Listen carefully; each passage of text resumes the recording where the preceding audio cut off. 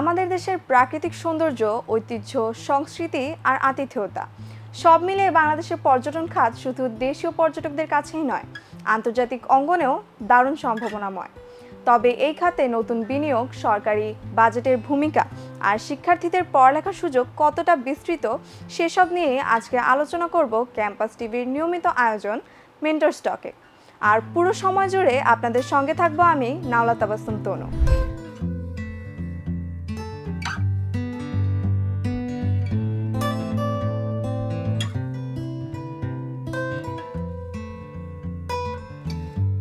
পর্যটন খাতের অধিকাংশ বিশেষজ্ঞ এবং সমীক্ষা থেকে জানা যায় বাংলাদেশের পর্যটন খাত দিন দিন বিকশিত হচ্ছে।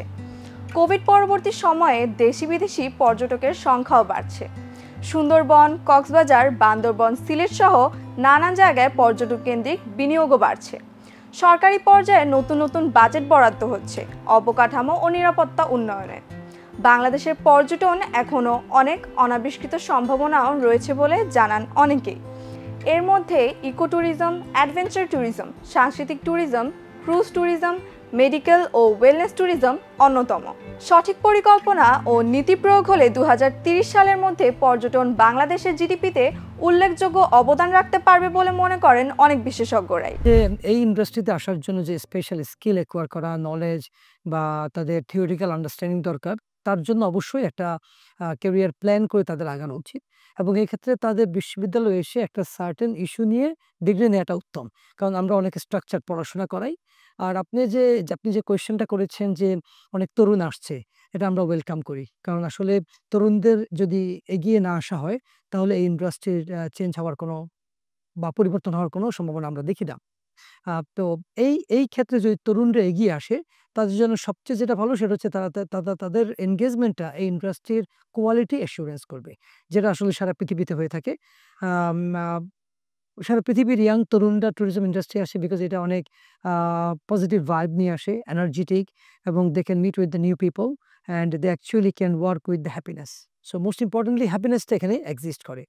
আর যে কোনো পৃথিবীর গভর্নমেন্ট যদি আপনি দেখেন যে আসলে টোটাল ট্যুরিজম ইন্ডাস্ট্রি এবং হসপিটাল ইন্ডাস্ট্রি কিন্তু একটা জিডিপির বড় একটা অংশ, যেটা গভর্নমেন্টের জন্য অনেক ইম্পর্টেন্ট, স্পেশালি যখন আমরা ইনবাউন্ড ট্যুরিজম পেয়ে থাকি, lot of foreign currency, in addition cultural exchange, in addition to create the demand for the local industry. So এক্ষেত্রে আমার মনে হয় যে ট্যুরিজম ইন্ডাস্ট্রির পড়াশোনা করাটার ইম্পর্টেন্স অনেক বেশি, এবং এটার impact specially career opportunity, economic contribution, sustainability, এছাড়াও ইনোভেশন অ্যান্ড কম্পিটিটিভনেস গ্রো করা, সেটাও একটা বড় অবদান রাখে আমাদের ট্যুরিজম ইন্ডাস্ট্রির জন্য এই মুহূর্তে। তারপরেও যদি এই এই এই এই সেক্টর নিয়ে পড়াশোনা করলে স্টুডেন্টদের মধ্যে ওই কম্পিটিশনটা তৈরি হয়, একটা বড় অংশ কিন্তু আবার এন্টারপ্রেনিউরিয়াল হয়ে যায়, যারা নতুন নতুন সার্ভিস ওপেন করতে পারে ফর ইনবাউন্ড এবং আউটবাউন্ড ট্যুরিজমের জন্য, যেটা আমাদের জিডিপিতে, আনএমপ্লয়মেন্টে এবং টোটাল যে ইকোনমিক মোবিলাইজেশনে আমাদের হেল্প করে। পর্যটন খাতকে শক্তিশালী করতে দেশে উচ্চশিক্ষা ও কারিগরি শিক্ষার সুযোগও বাড়ছে। ড্যাফোডিল ইন্টারন্যাশনাল ইউনিভার্সিটিতে রয়েছে tourism and hospitality management department, যেখানে শিক্ষার্থীরা থিওরি শেখার পাশাপাশি hotel management, event organizing, travel operation সহ নানান প্র্যাকটিক্যাল অভিজ্ঞতা অর্জন করছে, যাতে তারা পড়াশোনা শেষে সরাসরি কর্মক্ষেত্রে আত্মপ্রকাশ করতে পারে। তাছাড়াও এখনকার অ্যালামনাইরা দেশ বিদেশে পর্যটন ও হসপিটালিটি সেক্টরে সাফল্যের সঙ্গে কাজ করছে, যা প্রমাণ করে শিক্ষা ও প্র্যাকটিসের সমন্বয়ে তারা কতটা প্রস্তুত। বাংলাদেশের মোস্ট অফ দ্য ইউনিভার্সিটিতে ট্যুরিজম অ্যান্ড হসপিটালিটি ম্যানেজমেন্ট আছে, কিন্তু সেটা হচ্ছে বিবি in tourism and hospitality management. আমরা আসলে এই জায়গা থেকে একদম ইউনিক, এবং আমাদের প্রোগ্রামগুলোর মধ্যে কিছু ম্যানেজারাল কোর্স আছে, ফাইন্যান্স আছে, ইকোনমিক্স আছে, যেটা একজন ম্যানেজারের প্রয়োজন হবে to understand and manage and forecast for the whole industry বেটারমেন্টের জন্য।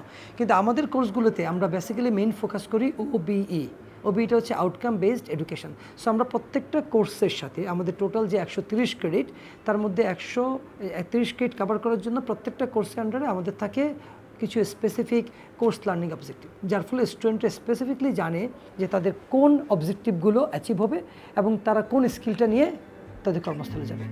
ড্যাফোডিল ছাড়াও সরকারি পর্যায়ে কারিগরি প্রশিক্ষণ ও ভোকেশনাল কোর্স রয়েছে দেশে। পাশাপাশি বিভিন্ন আন্তর্জাতিক সংস্থার সহায়তায় এই খাতের দক্ষতা উন্নয়ন কর্মসূচিও হাতে নেওয়া হয়েছে। ফলে বাংলাদেশের শিক্ষার্থীদের শুধু দেশে নয়, বিদেশেও পর্যটন শিল্পে দক্ষ পেশাজীবী হয়ে প্রতিষ্ঠিত হওয়ার সুযোগ রয়েছে। তাছাড়া 2021 সালের একটি তথ্য মতে পর্যটন খাতে দেশে প্রায় 40 লক্ষ কর্মসংস্থানের সুযোগ রয়েছে বলেও জানা যায়।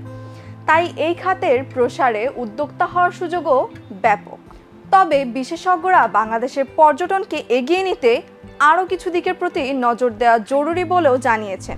Bangladesh has a great potential, অনেক পোটেনশিয়াল আছে, যেহেতু ওয়েস্টার্ন কান্ট্রিজ একটা স্যাচুরেশন পয়েন্টে চলে আসে ট্যুরিজম ইন্ডাস্ট্রিতে।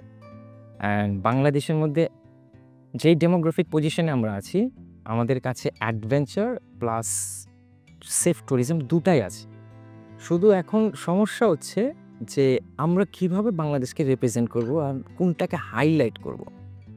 এখন আমাদের বাংলাদেশে যদি বলি হসপিটালিটি ইন্ডাস্ট্রি, এটাও এখনও মাঠ ফাঁকা, ট্যুরিজমেরও মাঠ ফাঁকা। একাডেমিক পজিশন তৈরি হচ্ছে, আমাদের কাছে যে স্টুডেন্ট আছে সবাই মোটামুটি স্কিল, বাট এনাফ না, আরও দরকার। এই মাঠটাতে ঢোকাতে হলে আরও দরকার। আশা করি আমরা 2030-র মধ্যে আমরা এনাফ হয়ে যাব।